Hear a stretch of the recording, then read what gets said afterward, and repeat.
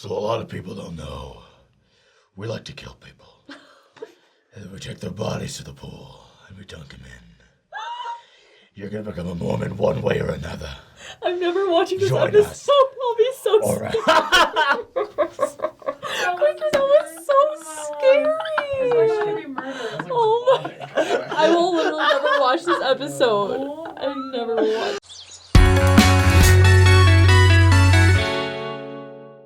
No, okay. We don't do that. Baptisms for the dead. Wait, do are not. we keeping that in? Oh, that's so funny.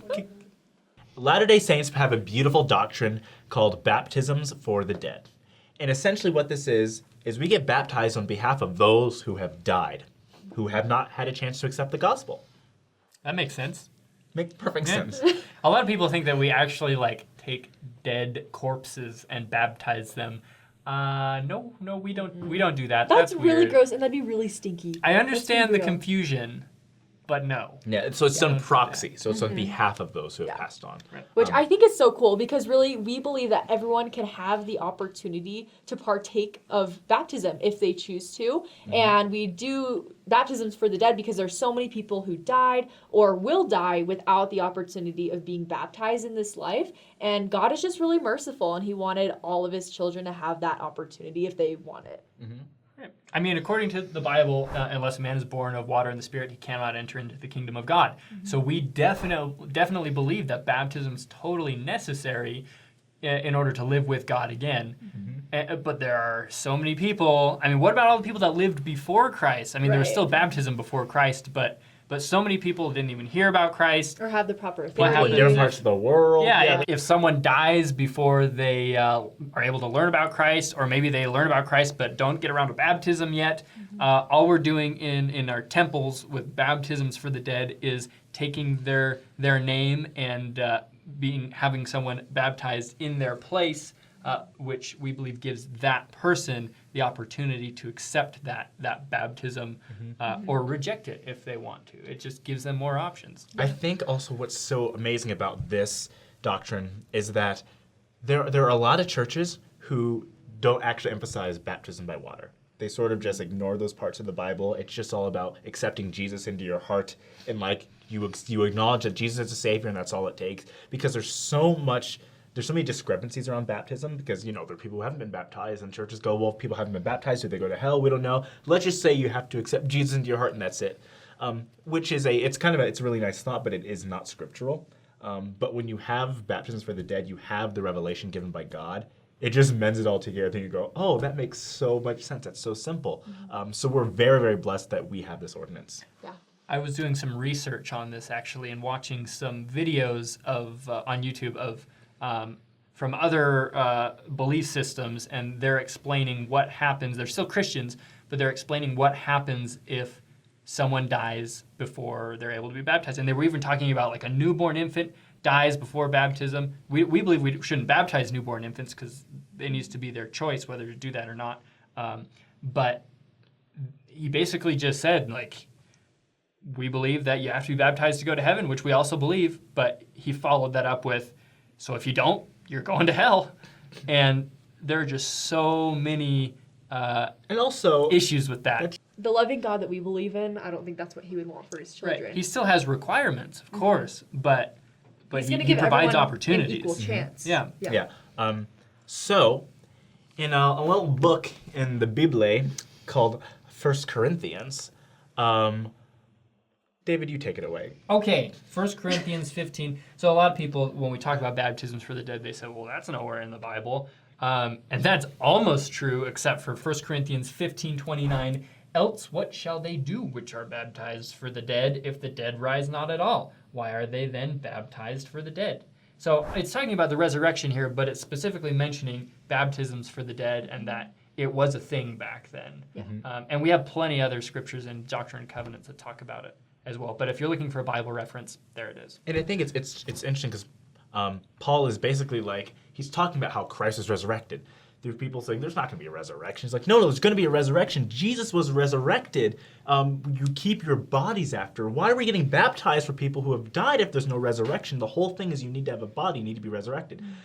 So this is a practice that totally happened. We can historically pinpoint it, and we know it's happened. It's just history. But we don't actually perform baptisms for the dead because of the Bible. We didn't read it and go, all right, there, let's do it. We actually perform baptisms for the dead because the Lord directed Joseph Smith to do so. Yeah. Coincidence? Ding, ding, ding, ding, ding. Probably not. So a lot of people read the King James Version of that and they're like, no, it's not saying that. It's saying baptism is a bad for the dead, which I don't know. It's not saying that. But because King James Version is a little bit harder to understand because it's Middle English, let's read some other translations of that exact verse. English Standard Version, which most Christians use. Otherwise, what do people mean by being baptized on behalf of the dead? If the dead are raised not at all, why are people baptized on their behalf? Right there. New Living Translation. If the dead will not be raised, what point is there in people being baptized for those who are dead? Why do it unless the dead will someday rise again? So it's right there. It's super clear in every single translation. Yeah. Baptisms for the dead are a beautiful part of God's plan. It's interesting that we're the only ones that really do that. Yeah, are we the only church? I was going to ask that. That I know of, we are. There might be like some small groups that do that, but if you guys know of any, let us know in the comments. Yeah, we'll go shake their hands. Sorry, strange. We'll go shake people. Shake anyone's hands, really. Oh no, not Captain Hook. Okay, so and he's got a point. Undeniable. A point. David. So Doctrine and Covenants has a lot of wonderful sections where they talk about baptisms for the dead. And actually, before they had the temple, they were doing baptisms for the dead. They were doing it in the river. Yeah. This was a very important thing. Elijah came and actually gave them the keys to be able to do this, to be able to baptize for the dead. And I think here's something that's a little Easter egg a lot of people don't know, but is so freaking cool about baptisms for the dead. To make them valid, they must be in the temple, and they must be recorded. They have to be recorded. And this is actually... Not like video recorded, but like written down in a log that it happened. That'd be kind of creepy otherwise. Thank you for specifying that it's not a video. There's no guy with a camcorder or a GoPro on his head. So cool. The name has to be written down. The person has to be written down that is baptized. And there are witnesses too. And there are witnesses who witnessed to make sure that it happened. And what happens actually, Revelation 20:12, John the Revelator, John the Beloved, one of the coolest dudes in the New Testament, he records in a vision, I saw the dead, small and great, stand before God, and the books were opened, and another book was opened, which is the book of life. And the dead were judged out of those things which were written in the books according to their works. So most people go, what is the book of life? Like, what is this obscure book?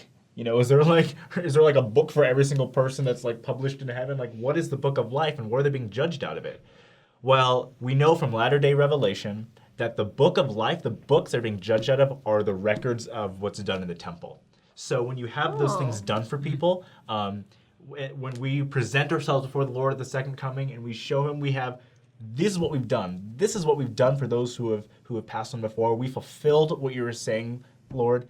You know, you gave us these ordinances, you gave us these revelations, and we did it. And we did it for those who have passed on because we love them. They are part of the human family. We want them to be to have salvation, to be exalted with us.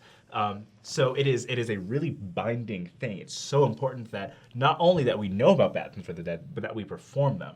Because if there was no baptism for the dead, what's the point?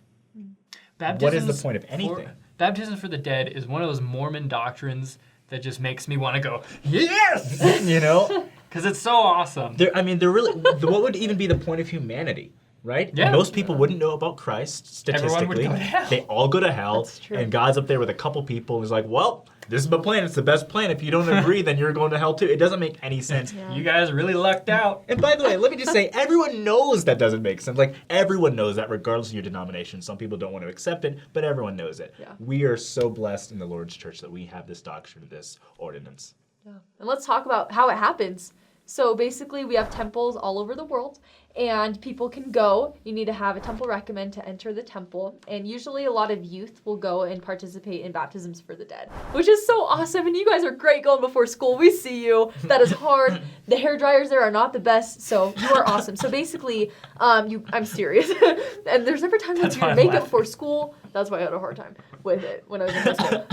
But anyway, so you go in, you wear church clothes, Sunday dress, and you go and you enter into the temple, and you go, usually the baptismal font is below ground, which is really cool and really symbolic just because baptism kind of represents you dying and rebirth.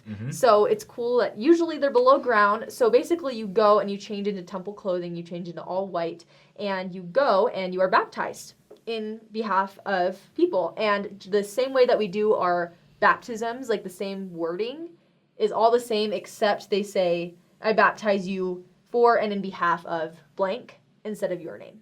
Yeah. And you just get dunked in the water like a little Oreo, and then you pop out and You usually dip your Oreos in water? What kind of... That's Okay, disgusting. that was Your really snacks gross. are gross. You But got some- you usually go like 3 You or 4 named your times. Oreos before you eat them, you weirdo?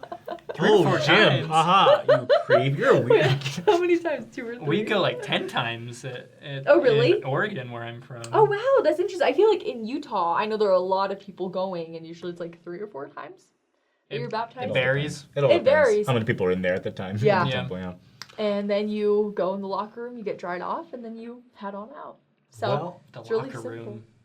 Baptism for the Dead is a Temple beautiful. locker room sounds kind of gross. Oh yeah, yeah. It's not. Oh, what yeah. else? What else need to?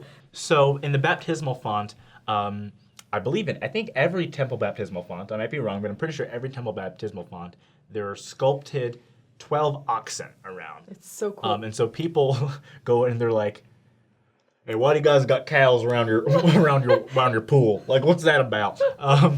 So there are oxen, not cows. The oxen represent every tribe of Israel. When the tribes of Israel scattered abroad, the covenant people went everywhere, and so now most people, really everyone, can trace back to a tribe of Israel or be adopted into a tribe.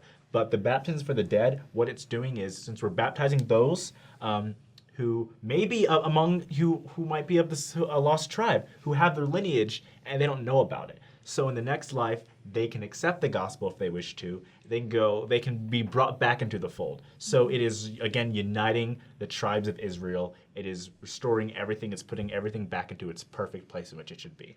Fun fact, oxen, and this may or may not have meaning to you, when there's danger, oxen surround their young with their backs to the young. Kind That's of how cool. on That's our really fonts, the person being baptized is in the middle of the circle of oxen.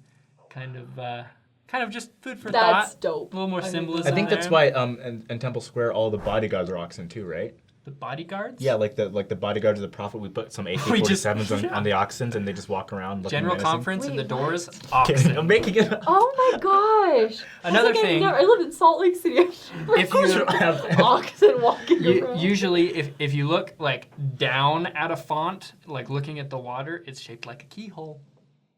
If you think about it. Keys. Oh my gosh, with the stairs. What? I just think it's cool because there's always so much more we can learn about temples. Yeah. There's so much. So, anyway, if you haven't gone yet to go do baptisms for the dead or you're preparing to, it's really awesome. There's nothing to be scared of. It's pretty much just being baptized like you were before, but it's in behalf of other people, and it's giving them the chance to partake of the gospel. So when I went, I would always bear my testimony in my heart just to that person that I was being baptized for, just like, you know what, like I'm doing this for you, accept it if you want, but I know this church is true. That's optional. I really like just knowing that you are going to be connected with that person. You can see them again in the next life. I love temple work. So don't be afraid. It's also totally a fun. commandment, so go. So hopefully that answers your questions about baptisms for the dead. And if you have more, let us know in the comments. If you have comments, let us know in the comments. And don't forget to subscribe to the YouTube channel. Hit the notification button.